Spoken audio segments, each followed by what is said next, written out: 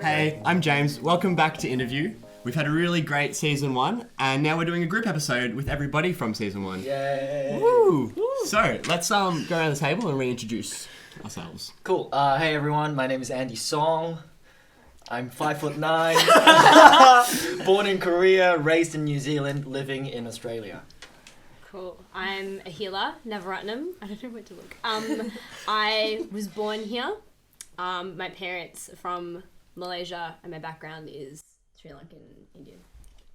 Cool. Hi, I'm Cindy. I spent the first 10 years of my life in Beijing, China. I moved here when I was 10 years old, and happy to be here. Hi, I'm Francis. I was born here in Australia, but both my parents came from Vietnam. Go.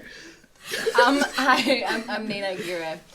Real name's Karina, just a bit of a fun fact. I lived in the Philippines for 11 years. Malaysia for 3 years. Here for 6-7 years. Sick. Sorry, is that... Awesome. Thank you. I'm sorry. So the theme of our season was using a song to talk about our identity and our cultural and artistic identity. So I thought what we'd do for this episode is talk about the Australian national anthem and what that means for us, if anything at all. So does anybody have any thoughts on the national anthem? I personally don't know the national anthem. I know the Korean national anthem and I know the New Zealand one, but I just haven't gotten around to studying or I don't think I've even heard it once properly. Yeah, right. Yeah. I had to learn it at school. Same. Yeah. Many verses. Yeah. And I sang it every day at assembly in primary school. Yeah. Every day? Yeah, every Wait, day. how many verses did you learn? Oh, I think it was a thing in music. I think I learned 3 verses. I remember the third verse is something about Captain Cook, right? And then the second, Ew. I think. Yeah. I might be wrong. It was a long time ago, but yeah, I learned it Can in you still school. sing all 3 verses? I reckon maybe it would come back to me, but Just muscle memory. yeah, muscle memory. But yeah. Interesting. I was same as here. I had to learn it just to sing it at assembly, so I could. I remember the first day I was mouthing the words, but it was really the dedication to learning the song is really insane because during assembly I had just been plopped in. I didn't even have it wasn't the first day for everyone. It's my first day, so everyone had already begun, and I was 2 weeks in or something. And then it was at assembly, and they had the lyrics up on screen, so it was kind of hard to avoid it, if you know what I mean. You just had to, it was kind of inculcated, I guess. Yeah, I had to learn it. I was like, yeah. It's good to have the lyrics on screen, because Yeah, I I remember know. when I came here in year 5, everyone just knew it. So I'd be sort of standing in the back being Wow. That's so stressful. and that's how I learned it. I actually hadn't And looked to at this the lyrics. day, you still say, No, I know it. I know both verses that we sing normally. But yeah, no, it was just a panic moment every Monday morning being Was that isolating? Did you feel like everyone knew something that you didn't? I don't know that was something that I thought about Yeah. so much than just what are the words, what are the words, what are the words, what Yeah. are the words. it was more of the performer in you. That's how my drama career began, Yes. pretending I knew what the words in English, let alone what the words were. Yeah. No, I had a similar experience when I came over to New Zealand and, there was no screen. Yeah. And we started by singing the Māori national anthem. So I was like, okay, this is, well, not that I knew English well, but okay, this is not English. But how old were you when you moved to Australia? I was 10. Yeah, your brain is like a sponge, right? You kind of just adapt after Yeah, 5 days. for Right? sure. Oh yeah, I think For sure, I yeah. roughly know the words now. Yeah. Yeah, That's yeah. true. Does anybody have any connection to any other national anthem? I mean, yeah. Yeah. As in Your other national anthems. Yeah, Korean, yeah, yeah. my Korean one. I know it. I think I still know it. Actually, my grandfather asked me when I visited Korea 2 years ago. He was like, "Do you still know the national anthem?" I was like, "Come on, granddad. What are you?" Yeah, I'm not a fucking traitor.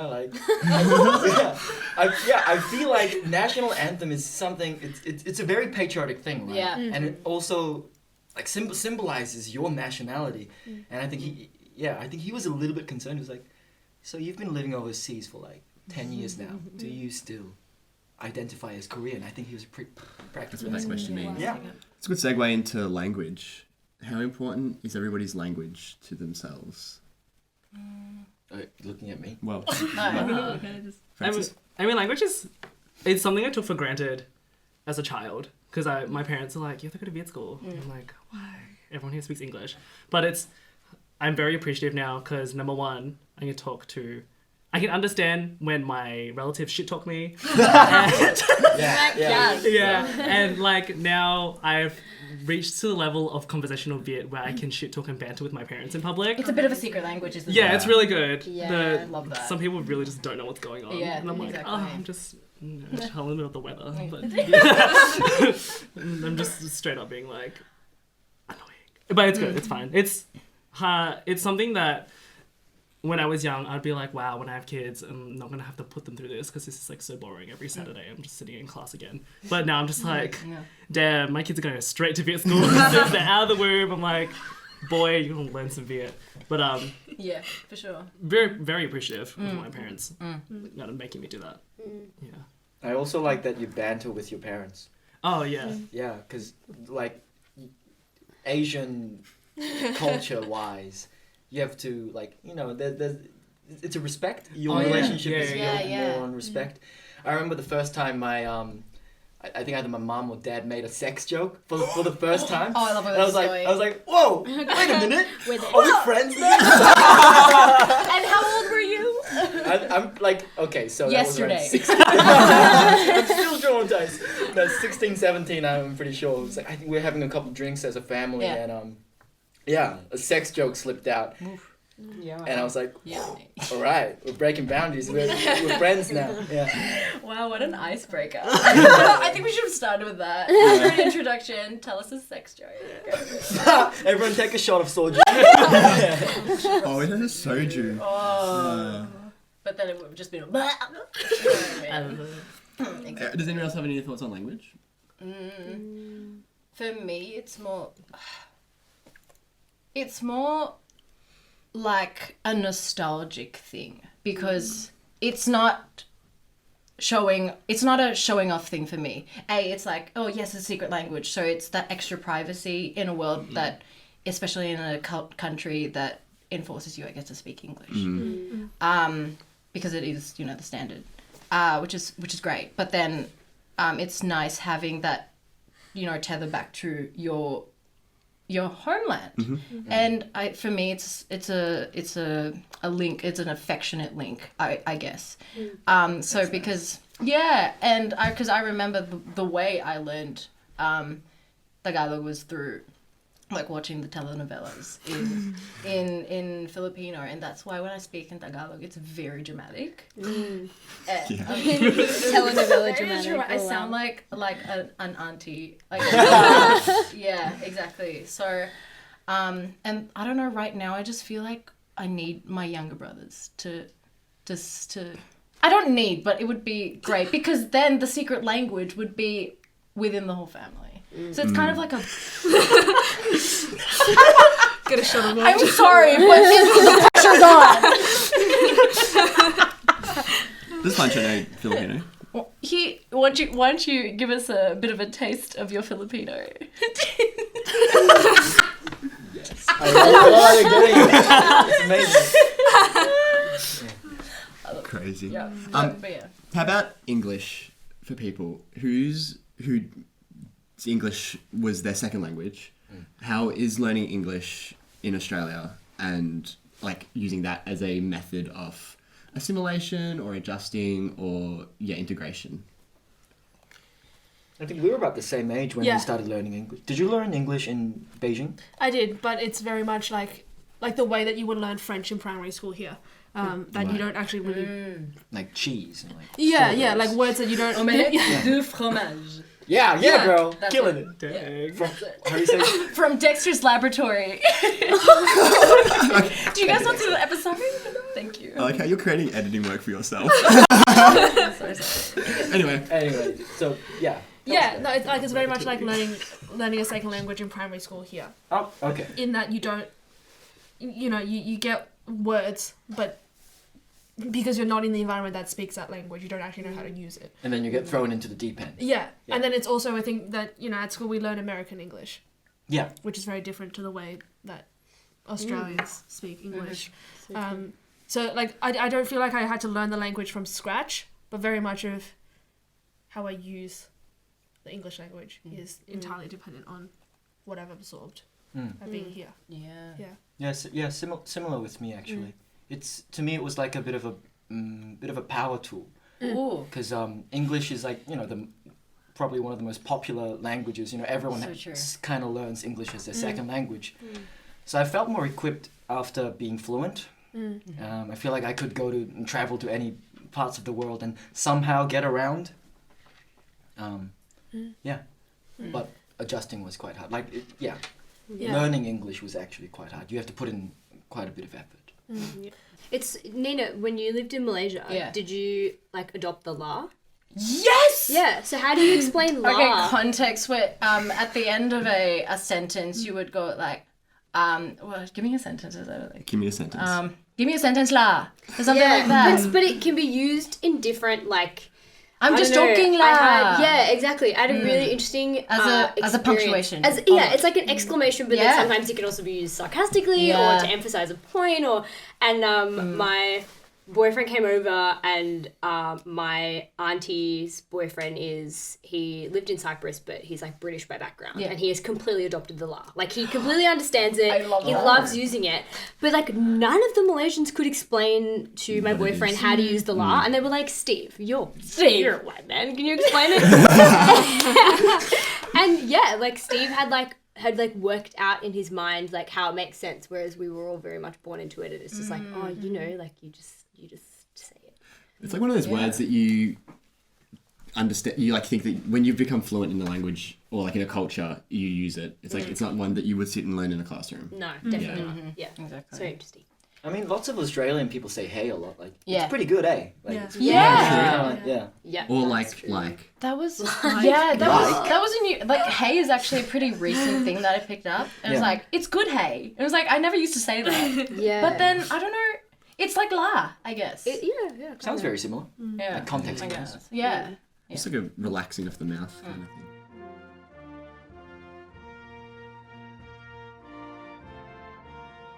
Who here has ever felt that they have seen themselves on screen or on stage? Yeah. Now I have. Yeah. Yeah, now I have. I think I have. There was a huge hype with Crazy Rich Asians, right? But I was like, I don't know if I completely identify. Like, it's very wholesome seeing all these Asian faces Yeah. on screen, mainstream screen. I was like, but I don't know if I can identify with this crazy billionaire life. yeah, decadence. Yeah, someone was talking about it in their episode as well. But then I watched. Oh, was it you? Hey! That's from Francis. Yeah. But then I watched. What's that film with Randall Park? Always Be My Baby. Always Be My Baby. I was like, you know what? right, That seems way more natural and. With the spam. Yeah, you know it. I Yeah. love that. That was my first meal here in Australia. I think. Spam and white Spam rice. and rice. Yeah, well done. Nice. That was all my dad could make. Strike. It's a nice meal. You can't go wrong with Can't go spam wrong. and And rice. like soy sauce? And seaweed. Yes. Oh, yum. Used to Do be. you guys just eat seaweed with rice? Sushi? You know, you can get the seaweed sheets at Coles. I love eating them. Yes. Just Oh, the, salted just the ones. sheets. so good. Sheets of seaweed. Because my relatives are Korean. I've got some Korean relatives. Yo, tell them I say 안녕하세요. Yeah.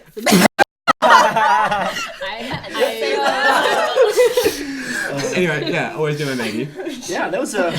The more realistic. Yeah, more realistic approach to Asian life. It wasn't trying to showcase, whoa, look at this awesome life that Asians can. Okay, you know what? Maybe we can edit this bit out. But yeah, to me, Always Be My Maybe was more accessible. Sure.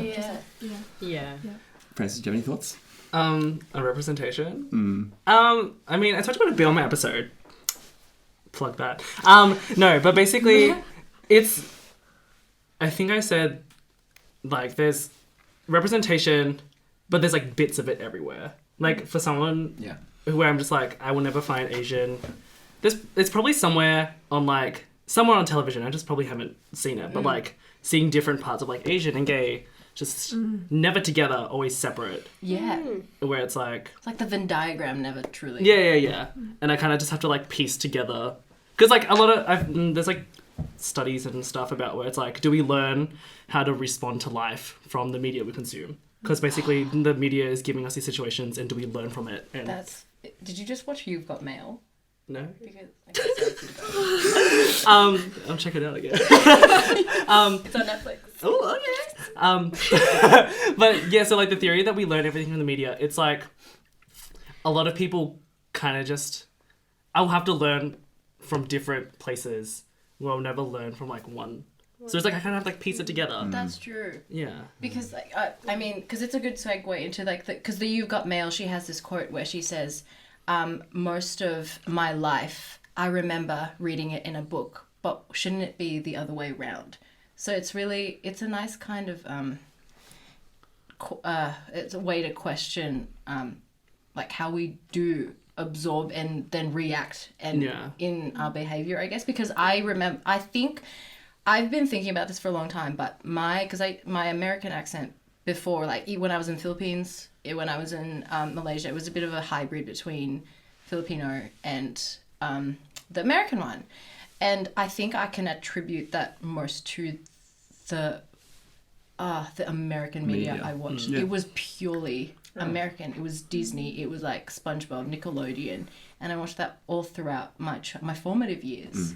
So I reckon it's a very, if it were anything, it would be a very that element would be really up there. Yeah, and that's kind of why it's like even beyond like race and ethnicity and identity, because the one I always see going around is disability representation, and the character of Toph in the last Airbender. Yeah, because she's blind, and she's a really strong character who like takes no shit from no one, and she's like always she's like considered one of the most powerful people in the universe world. And it's that's why it's super important, because even like there's Asian representation, but even think about people who may be blind, and it's like kids. There's so many people who talk about their kids who are vision impaired, and they see Toph and they're like, wow, I can be this person. I don't have to be this kind of like, because I'm like, disability is sometimes portrayed as like a hindrance and a weakness, but in the show it's something that's considered really powerful and like makes her better. It allows her to evolve and go past that bubble. She creates metal bending. It's great. Right, you don't want her foot just. I'm sorry. Yeah. Sorry. But yeah, that's like see, like I sometimes see bits of me on the screen. To go back to the original question. Yeah. I see bits of myself, but that's kind of important why we need to keep putting more representation in 100%. Because we haven't had the time. Have you heard of the new Marvel film Shang-Chi? Yeah. I just saw that. Openly gay Asian hero. Half Asian. Half Asian? Yeah, apparently he's a halfie. Oh, why would they make him half? Because he's a halfie in the universe of Marvel. He's a halfie. Is Simi? But then the actor who played him is not half. Yeah. And I don't know how much I want to invest myself in getting about that. Okay. Don't think I do. But yeah, continue. But no, I just wanted to know. Yeah. What are your thoughts on it? I mean, it's really good. It's good, but it's like I'm looking forward to it. I'm looking forward to it, but it's also this really super fine line of. It's like a double-edged sword, where I can't make a decision until I see the film, because it could just be a really shallow representation. Like it could just be an aside. Yeah. But if it's Can I? Oh, sorry. Yeah. In the Marvel universe, is he specifically Asian? Is that why? Do you know what I mean? Like, is there like, I don't know. This is the thing, right? It's more like having because now people are like up in arms about like Captain Marvel, for example, being female, right? Yeah. So like, are there like Marvel heroes in the comic books that are then getting represented as other ethnicities, or it's like, oh no, this is like an Asian hero, therefore he has to be Asian. Do you know what I mean? I think that was my question. Shang-Chi is Asian. Yeah, for sure. In the original. Yeah, in the original. Right. Shade it. So that's interesting. Shade it, The Little Mermaid, and everyone getting upset about Oh that. my god. Because that's interesting too. I guess Set if we in go the Sorry. if we go from the superheroes, we're not too far away from The Little Mermaid in terms of what we talk about. But yeah, I just want to go back to Shang-Chi being half Asian. Yeah. Because, I don't know, that's really interesting because you never see... Then again, I know for a fact that there are full Asian Marvel superheroes in the universe. Oh yeah, for sure, there are two Filipino ones. Who the fuck You're are the ones? kidding. Yeah, there are two really? Filipino comics. Marvel You comic know books. what? I think what the issue is that the fact that I didn't know. I think they should just be pushed more to the forefront. Yeah. Rather than Yeah, I don't yeah. know. Totally. Oh yeah.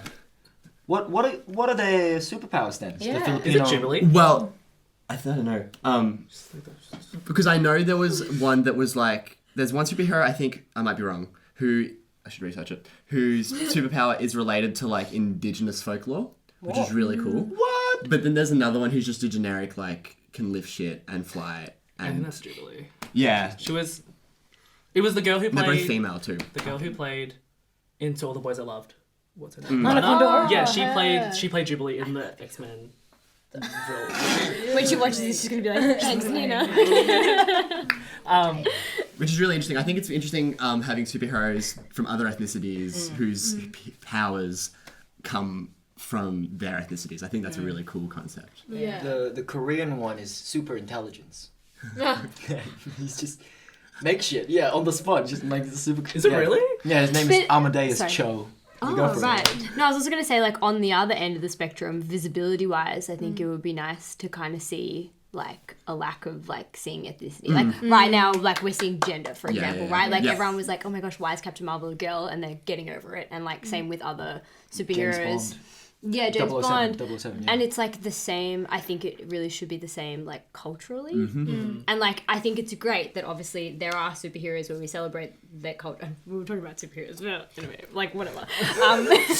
Where we do, like, celebrate their culture or their background and their ethnicity, but then at the same time, like, it would also be nice to see, like, I don't know, that still centers whiteness at the center, right? As a standard, because then the ethnicity is different or the Oh, gender is Yeah. different. Do you know what I mean? The fact that there is a comparison. Yeah. You mean? Yeah, or, Well, I think- the fact that, for example, their superpowers are related to. Yeah. Yeah. I'm not saying that there isn't a place for that. I was just saying like it would be nice to see the other end. It's like 50 Yeah. And like Yeah, the yeah. fact that it like shouldn't be branded as like the Asian. Yes. But I think the thing with the weakness in all these arguments is that it's Hollywood making these Yeah, movies. That's That's true. true. And if it's like Hollywood, then it's never going to be not... Pick your Because battles. everything will be othered by default. Of course, of course. Yeah. You For make sure. Everything that isn't like Harvey Weinstein is othered. Yeah. Yeah, that's true actually.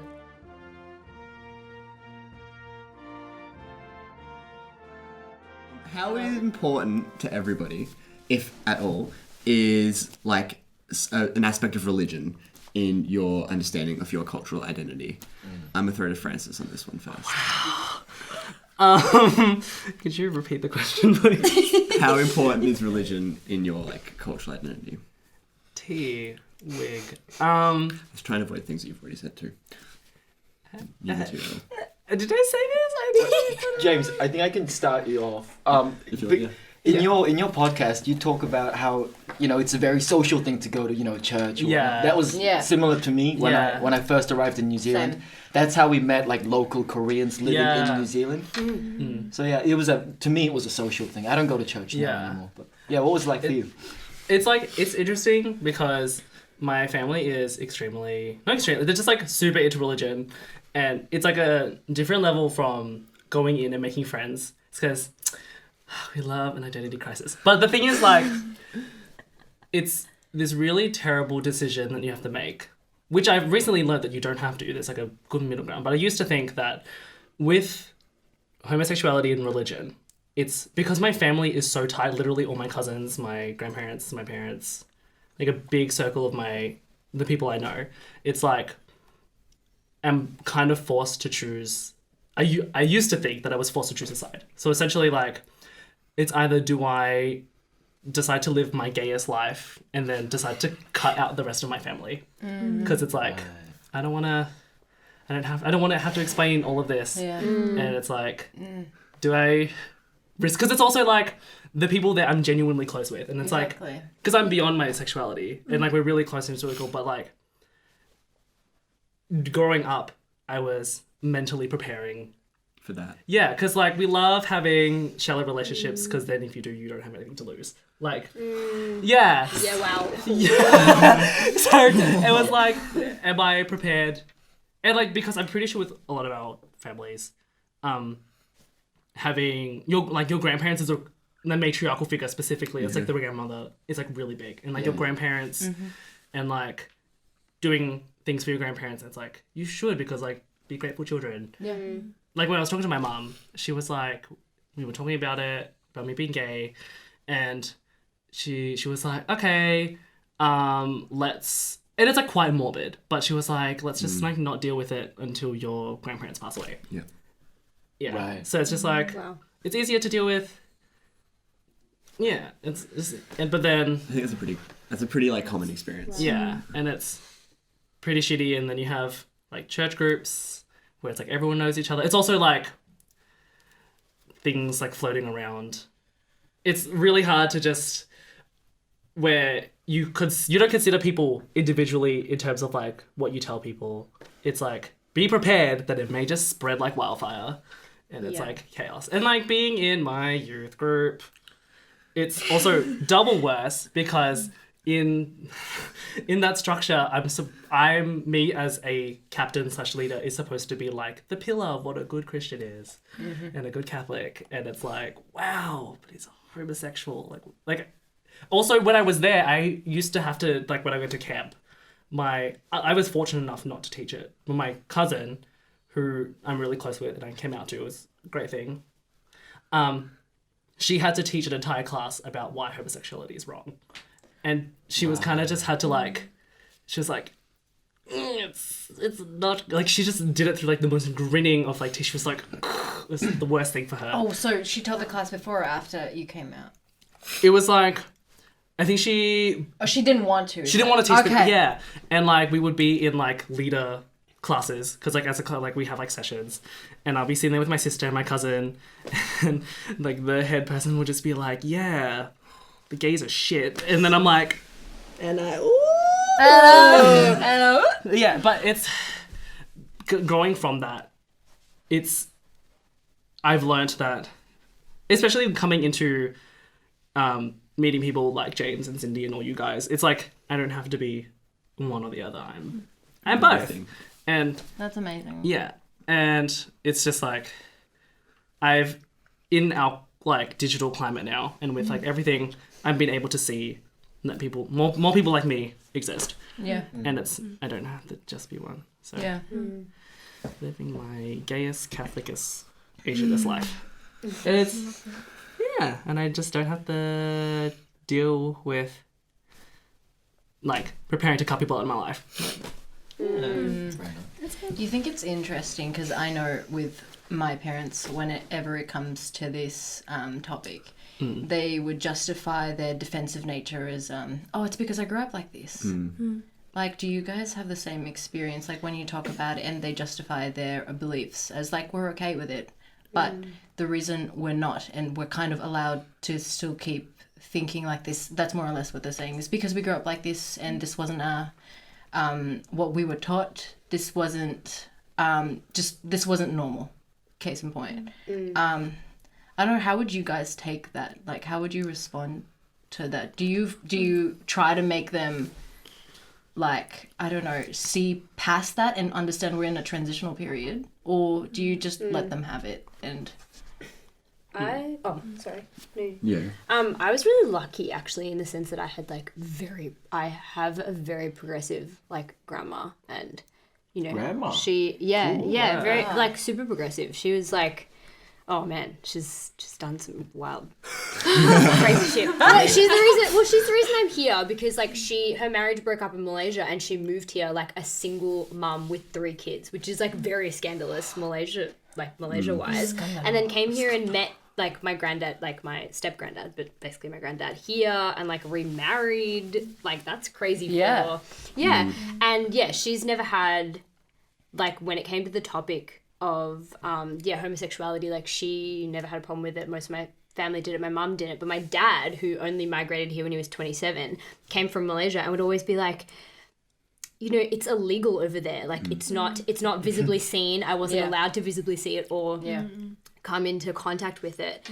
And like we're very much a fiery dinner table debate family. So me and my brother would just like be like, no, but this is like what you need to understand. Yes. This is what's happening. And so he was really open to that discussion, which we're really like lucky for. And even though this sounds really weird, and if he listens to this, he's probably gonna hate me. But I remember like one day at the dinner table, he literally was like, so I really think I'm making progress, and I'm like, I think I'm okay with it now. And like now that when I see two people in love, I don't see their gender anymore. And we were like, oh my God, Dad, I'm so proud of you. Because that actually was a big, like what you were saying, it is really hard to like understand where they're coming from, because obviously I haven't had that upbringing. Like I've had a completely different upbringing where I almost, you know, I haven't really seen it. It's like never been an issue with in my life, because I've always just been like, just like, I don't know, like who you like or whatever, right? But yeah, for him to say that, I was kind of like, even though that was like, that's really weird, because no one in our social group would probably be like, yeah, like I'm cool now. But like for him to say that, I actually was like, thank you for listening to all the discussions that we've had and coming to the party and realizing why it was actually really important for you to understand and discuss. So in that sense, do you think it's good then that, like, because a while ago we were mentioning how you know, movies, my brother Whit and I were talking about this, but like movies like such as Disney and Marvel, he called it like the weaponization of diversity. In this case, would it be helpful then, because they always publicize it as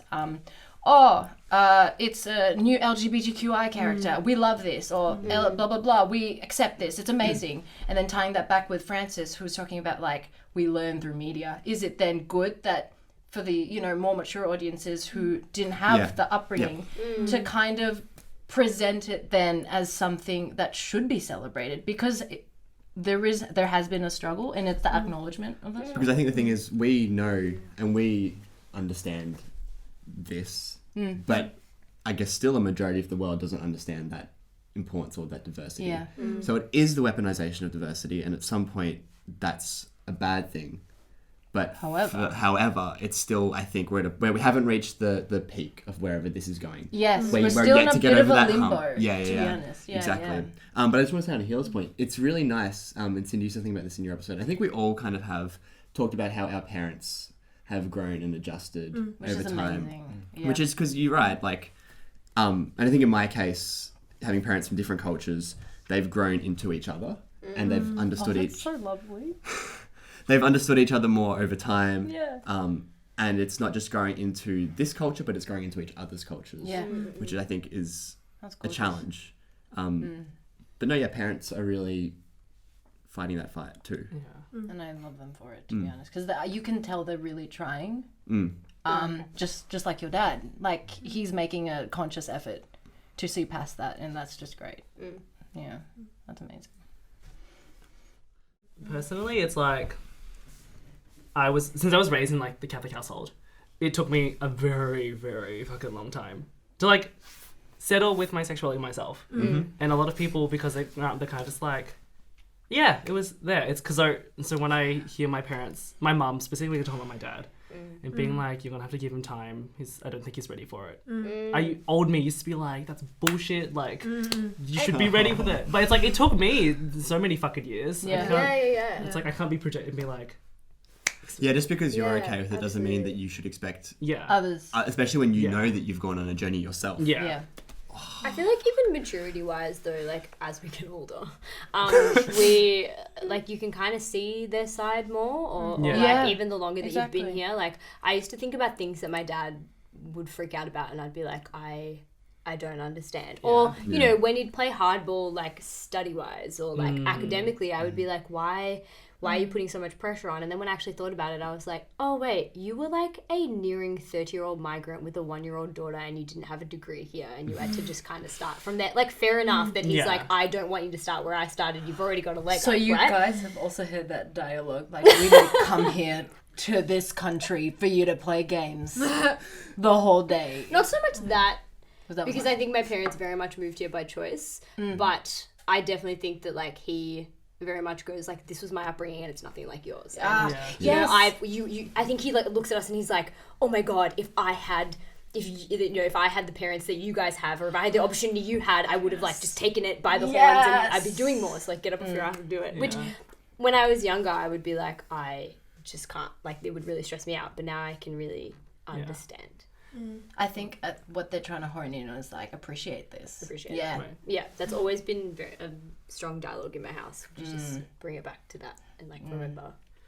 Did your parents move here by choice? Yes, they Yes. did move here by choice. So mum came here because for studies. Yeah.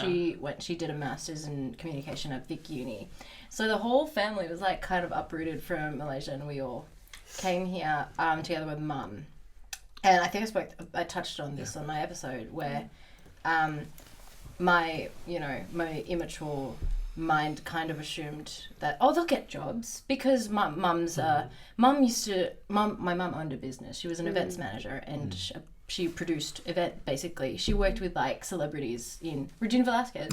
She worked with her. And even Lea Salonga. Yeah. And so I was just like, they'll be fine. We've always, because we were doing well. We were stable. In Malaysia, it was a very flowery life. Like, school was paid for, so was our house because of Dad's job. So that's the context I was in. So when we moved here, I think that's why they wanted to really appreciate this life you've got right now, because I thought that, like, I was 15, 14, still very young. I thought Dad and Mum were immediately going to get jobs. Didn't happen. It was so big just because Dad didn't study law here and it's different, so fair enough. But seeing us go from a life of comfort and privilege, and I guess to some extent luxury, and being young and going through that kind of, I wouldn't call it a downhill, but just that really awkward transition from, like, I like to think of it as having more of a grasp on independence, because we couldn't rely too much on money anymore. It was more like, you have to really work for this and you have to put way more effort. And then it was kind of a blessing to see my parents struggle, hard as it was to process that as a child. Seeing them struggle was a big eye-opener, because suddenly the world wasn't, I took my rose-colored glasses off, and it came into like full, like all the colors were there, and some of them were too harsh for me to view. Yeah, it's a huge move, migrating to another country. Yeah. What was your motivation to move to Australia? Mum wanted, I think Mum's main drive, for me and my brothers especially, is just to experience as much of the world as we can. Cool. And one of them was Australia. And who knows, I probably might move to another place. But I do want to cement my career here first before I go off. But yeah, she just wanted us to be more multicultural, and that's why she encouraged me to do like exchange programs, despite like money was tight. But the fact that she was like, no, my dad, so I don't know if I'm rambling, but my dad was like, when I was trying to scrape the funds and crowdsource for my relatives, and I worked 3 jobs on top of uni and all of that, it was, and then trying to get writing scholarships and stuff, my dad was like, the money will come. And it's just money. It's not, you're not ill, you're not blah, blah, blah. His mentality is, it's just money. And that shouldn't stop you from receiving a good education. So that's always his motivation. What about your parents, Francis? Did they come here by choice? No. No. We love Narmm. No. My parents. Right.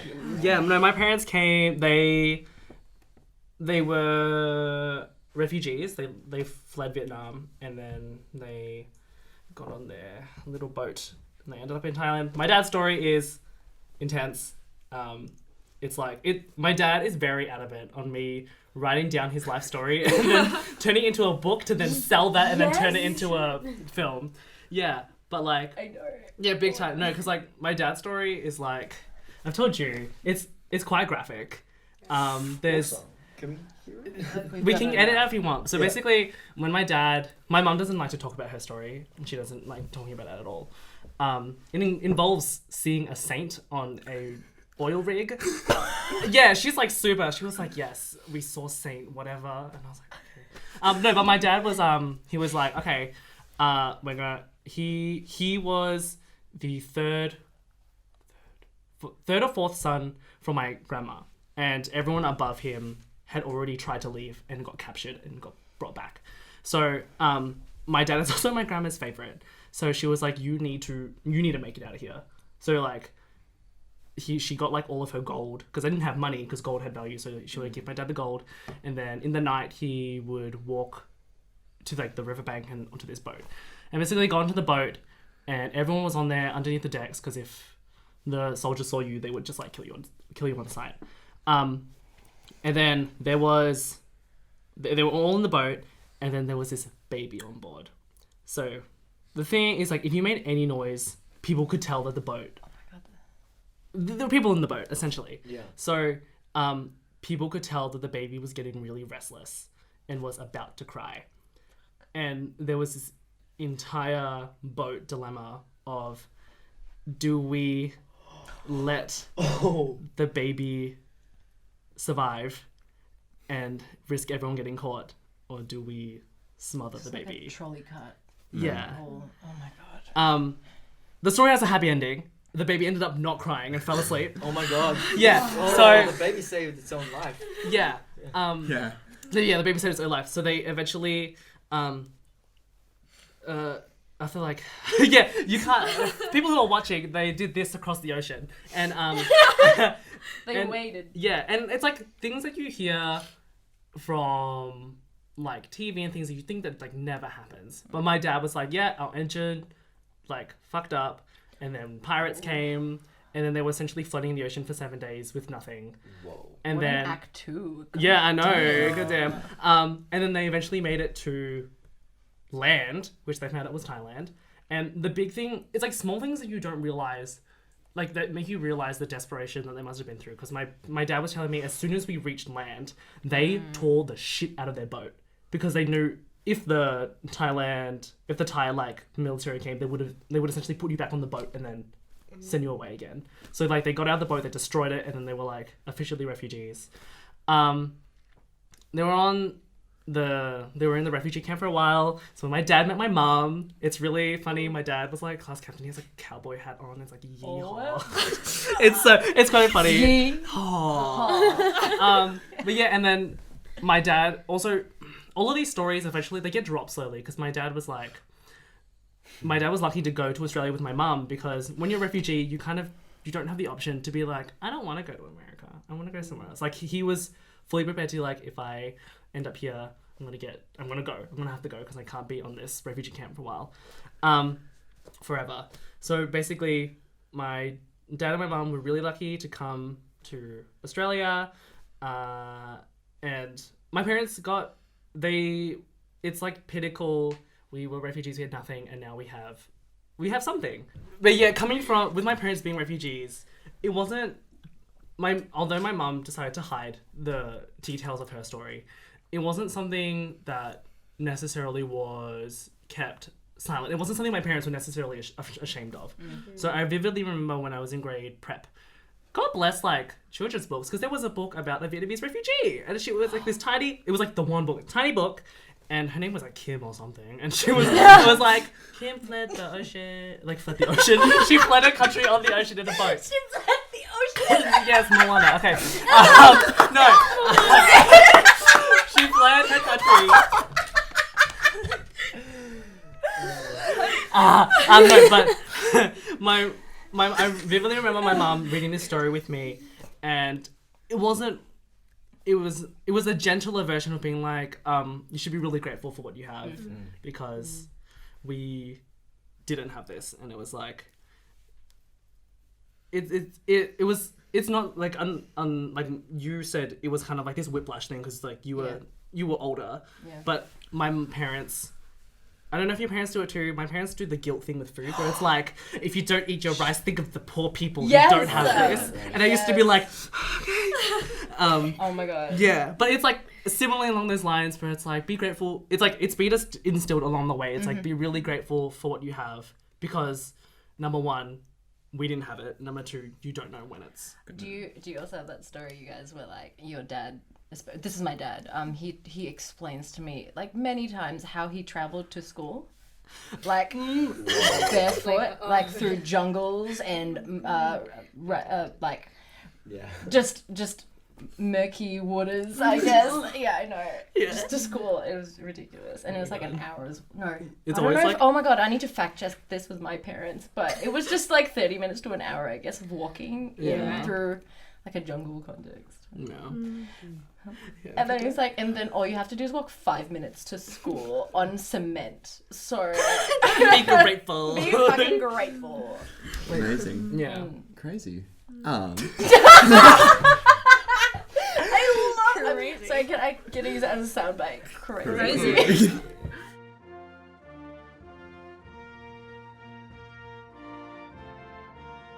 So I guess we're all people who enjoy making art or like being creative. We're all creatives. Yeah. And we really enjoy that. How much of the identity that we've spent time talking about do you bring into that practice, and how important to you is that identity in your artistic practice, and has that changed and morphed and developed over time? I'll start with Cindy and then go to Andy on this one. I didn't think it was possible to make art telling stories like involving my cultural identity without turning it into the struggle, a three-part journey of self-discovery through art and film. Something like that. That's my memoir. Until I saw Single Asian Female by Michelle Law. It is just so cleverly done. For context, it's the story of a mother and two daughters, and they run a Chinese restaurant, and it's just like a story of their lives as immigrants living in Australia. And it's very much it's so naturalistic in that it doesn't try to be a piece of representation. It just is. I really like that. Yeah, it's just because, you know, going into there, I don't know if it was the specific night that we saw it, or if that was like a demonstration of what the audience was like across the whole season. But it was, you know, probably like 98% like visibly Asian. Yeah. So in the audience, kind of like publicity wise, it wasn't loud there, but it was loud in here. Yeah. Oh wow. Does that make sense? Wow. Yeah. Because it does echo within you. Yeah, because it also wasn't marketed in the way. It wasn't marketed in the way that it was trying to capitalize off of diversity. Yes. It wasn't like the story of being an Asian woman in Australia. Yeah. You didn't have any of those words in the tagline. It just spoke for itself, and you go in there and you watch it, and it's like cool. Like this could be anyone. Yeah. Like anyone in my family. This could be my family. This could like all of like the mannerisms and the language that is used to like specific furniture pieces that are on set. They're like, I think I've seen that in someone's house somewhere. That china cabinet. Yeah, literally. Like that spoon that everyone has. I think I know exactly The blue one? Yep. The blue and white one with like the fish. Yeah. Oh my god. Why do I know about that? Handy. Oh my god. Right, excuse me. It's like a bowl and spoons. Oh my. Do you guys have those fancy teapots as well? Yeah, Just, like, decorated. Yeah. With around the top. Like, Yeah. okay. I don't have that. We're a lady. But I had this. We all have the same house. We all have the same furniture.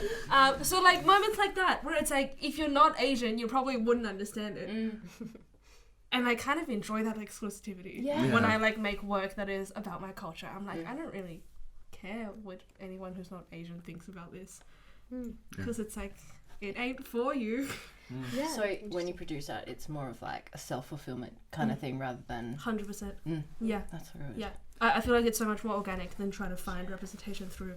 Because in a way, it's still gonna affect many people.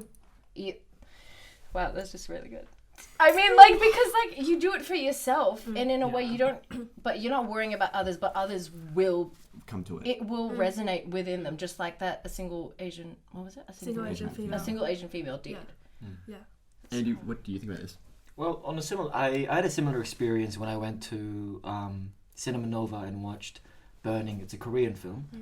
Hey, my man. I also watched Parasite as well. Oh, my man. Yeah. Yeah, so it was like seeing a film that wasn't created to show diversity. It was just a film created in Korea. And it was... there was a strange... it was a very wholesome moment going into a cinema in Australia. And there was English subtitles, and there were Caucasian people watching the film, appreciating it for what it is, and I went with my white friend as well, and it was a very surreal experience for me, and I felt very much at home. And I've never actually thought about, because I don't think I've created much like theatre. I'm an actor, by the way. Nice to meet you. But I don't think I've created much theatre. I don't think Costume. I haven't been a theatre maker, but I think I definitely know what you mean by don't make work as a showcase. Don't try and make it a showcase, but make something that resonates with you, and other people will understand what you mean by it. Even if they don't, it's art. Because I mean, it's when someone watches a piece, they obviously attach a piece of their identity to it. In some, I don't know if you do it with me, but it's always, you always project your interpretation, and therefore that is what the art is to you. So as long as I guess you get it out there, that's the main goal. Oh, that's great. Because your voice is your voice. Yeah. And other people are gonna care about this. I think that what that is, case in point, is like this. Like we're sitting here just talking about ourselves, but we're going like, oh yeah, I have that blue spoon too. Yeah. Right? Yeah. I didn't even never say thought blue. about it before, right? Just the spoon, and Yeah, everyone was like, like, oh! Yeah. I never thought about it before, but like having like, and we just own that spoon. Yeah. We're not buying that spoon because everybody has that spoon. It's just we have that spoon, Yeah. and everybody else has that spoon, and that's really cool and special to be like, you have that spoon, we'll have that spoon. Oh, God, We're spooning. Fish spoon. Still talking about the spoon. I feel like that's why subtle Asian traits, things like that kind of platform was such a success because Yeah, that's exactly what it is. It's a spoon as opposed to a page. But doesn't it also show the Wow. I love demand for spooning. like people looking for Legit. something to like To- relate to to- and Yes. to like identify with other people? Like it clearly shows that there isn't really a There platform, is- right? there is a So market creating for it it, themselves. They seek it out. Truly. Yeah, absolutely. It's like really nice when you create art, you create a home for yourself, and then you're basically, when you put it out there, you're welcoming them into that home, and it's a very nice familial, I guess, space. Can I say something? Yeah. At the risk of getting emotional, I'm not gonna Go. I'm not gonna cry, but like I just meant like that's exactly what you guys have done with this podcast. Like in the sense that like I didn't know that like I needed to like relate to people on this level or even talk about things that I've never personally considered before. But you guys have definitely like brought it to the forefront of my mind, and I realized that like I needed to actually do that for myself, or like I needed to discuss it, embrace it, and share it with people. The number of people that have come up to me after my episode being like, wow, I learned things about you that you've never told me about, or we would never be able to enter in that dialogue just naturally because it doesn't go that way, and like you guys are creating that platform for people. That's exactly what you're doing. So Somebody mentioned to me Thank that you. they felt privileged to be privy. No, they felt privileged and humbled to be privy to conversations that they would not otherwise have access to. Oh, definitely. Yeah. Yeah. It's such an Ooh. intimate thing. We're sharing such an intimate part of our lives. Yeah. And struggles that we've had, some of the success stories that we've had. It's I fucking loved it. There were moments where I couldn't relate to what some of the content that you guys were saying, but the majority of it, the heart of it, that I could understand. Yeah, I've definitely specifically loved hearing like all the like nuances, because it's like those little things about like our background or our story or whatever that make people who they are, and that just doesn't come up. That doesn't come up in day-to-day conversation. No. So it's been really special. And it's very easily accessible. It's very, very closely under the surface. It's not doesn't take that much. And especially when you have a forum and you have like reason to talk about things. It just is there. I remember literally last night, my best friend told me she would not have known, because I'm trying to get a permanent residency here in Australia, and she told me that she didn't understand how hard it was to get it because no one spoke about it. It was kind of taboo in a way. She just assumed you would pay a sum, which you can, but not everyone. See, that's the thing with like international, that whole stereotype with international students just always being affluent and coming from wealthy backgrounds. It's not true.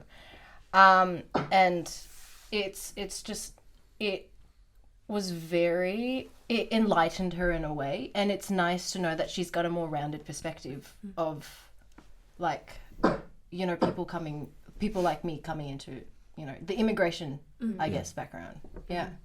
Because if you didn't have a reason to, and that's the thing, like, it's just good to have, we're just talking about our lives. And it's good that, like, it becomes such a thing. It's good that it's like, it's a cool thing to, I think our final question will be, what are you guys most proud of in who you are and who you are becoming? Whoa. Let's start with Andy. That's such a big question. Oh my god. Especially in the context of everything we've talked about. All right, I think I have an answer. What I'm most proud of right now is the fact that I am learning how to embrace my Korean nationality, learning how to embrace my Kiwiness and my Australianness, and not learning how to not resent some parts of my life. I think I'll just put a full stop there. Not resenting the parts of my life. Moving on. Okay, I actually think mine's very similar to yours, if I phrase it in like a different way, in the sense that like I know that the way I was and like everything had its place, like back when I was younger, and like the assimilation and things like that, but I am really happy and proud to like get more in touch with myself and my culture, or like my culture letting me get in touch with myself more so now as I'm growing up. And I don't know if like resent or like ashamed is the word, but just like celebrating it and being like, this is very much a part of me, and it is kind of something that I should bring to the forefront more, which I've like realized through this. So I would 100% agree. Well said. Cool. I think I'm most proud of the fact that I'm at a stage where I'm not using my work and my learning to find out who I am. I'm using who I am to create the work. Yeah. Which is really cool. Because it's no longer it's having discovered and using that to discover more. Yeah. Rather than being at a place that is lost and trying to find. Wow. I just heard myself. I'm sorry. I think it goes into how I feel about what inspires me to create things as well. It feels very organic to just speak from who I am. And the story kind of just comes out. Oh man. Yeah, it's not a struggle anymore. Yeah. Cool. Which is cool. I think I might answer the question. Can I answer the question? Of course. Yes. Please do. I think for me, it's similar to Andy's. I didn't want to answer the question, but when you said yours, I was like, yeah. I think for me, I'm coming to understand the guilt and privilege that comes with being mixed race. Yeah.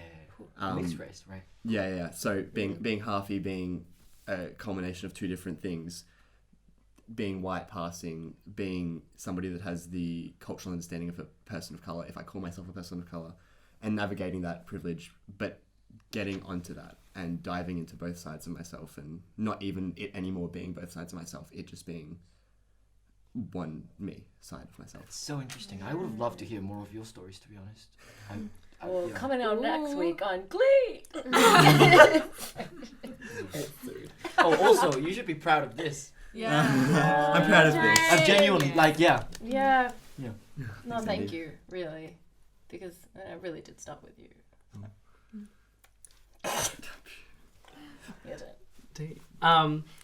Yeah, so what I'm most proud of is I talked a little bit about it before, where I'm really proud that I've come to realize that, number one, I'm not just these different identities. I'm all of them combined, and on an artistic level, being able to connect to so many people, it's like kind of not. I never realized it before, but when we started this project, I finally started to realize internally that my stories and where I come from is valid in the sphere of the art world and just the world in general. And that I used to think like, hey, no one's going to care about this one gay Asian Catholic kid because it's like probably only one of me and like it doesn't matter. But now I'm just like, I'm going to scream at the top of my fucking lungs because it's 100% valid. And like, as I said before, like people don't know like some of this stuff and it's like saying like a lot. Sorry, Nina. Yeah, but yeah, my stories and people like me and the people who identify similarly to me, like our stories are 100% valid. Absolutely. I guess with mine, my pride, I guess, is I've finally become someone I like. And that took me 21 years to get to, because I would remember every time I would look back at what I did and hate myself for it, like absolutely hate myself. And wonder why the fuck did I do that? And then that I think I bore a lot of resentment towards myself, but I'm so glad to have gone past that hurdle and look at myself in the mirror like, hey, I actually would be friends with you and we're best friends. It's great and I hope that relationship stays. And the other part is I'm proud of, like, I think my relationship with my parents has kind of evolved into, let's just say I'm glad I can be best friends with them. Like I can call them my best That's so nice. friends. Yeah, that's so nice. Because I remember they would tell me like I couldn't do this with my mum, and I'm glad because my mum was like, we were watching Gilmore Girls together, and she was like, "Oh my God, Nina, that's like us," and I'm like, "Did you, Mum? Thank you." So I think your parents would be very happy to hear that as well. Yeah. And I guess to see where I'm headed, I've finally come to terms with my responsibility in the family. And once I get through, some hurdles in my life, I do want to produce, particularly films, as a way of kind of not only validating our story, but also as a love letter to us, to my family, I guess. And like, it's what I can give as I guess. When as an older sister, you always have to think about, right, like, what? I don't know, I'm the oldest one of us. Yeah, exactly. Like, you always have to think about, like, what you can give back. And I think I've come to the decision that that's what I can give back. Well, thank you guys. Thank you guys for coming and chatting. Thanks, Dan. Thank It's you. been beautiful and lovely. And thank you for this first season of Conversations. Hang out for the next season of Interview. I've been James and will continue You've to be been James. I hope you found this interesting. What are you now, though? Nice one. And that's the end.